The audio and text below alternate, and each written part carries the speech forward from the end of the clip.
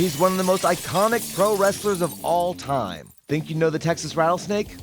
Well, take a swig of beer for the working man, because it's 3/16 and these are the 5 most bizarre and obscure games to feature Stone Cold Steve Austin.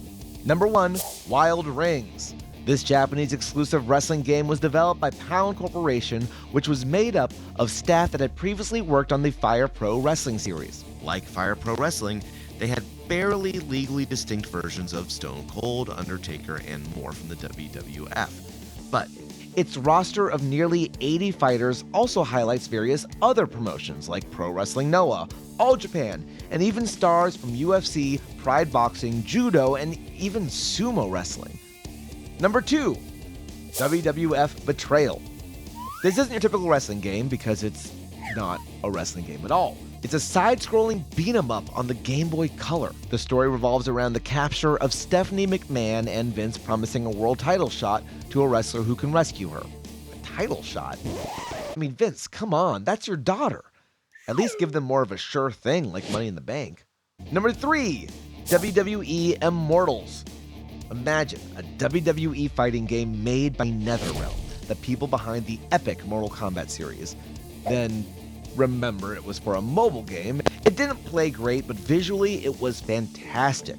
Every wrestler had a fantasy twist, including 3 variations of Stone Cold Steve Austin: the Icebound Watcher, the Skull-Headed Zombie, and the incredibly imaginative Texas Rattlesnake, which was just Stone Cold with snakes on his hands. Though the connection to 3 other NetherRealm characters is not lost on me.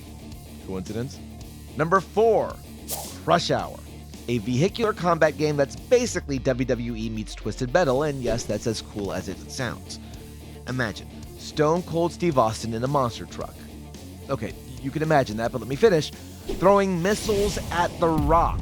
And while it didn't set the world on fire, it still plays pretty well, and personally, I'd love to see it come back, just so I could blow up Logan Paul's Prime truck.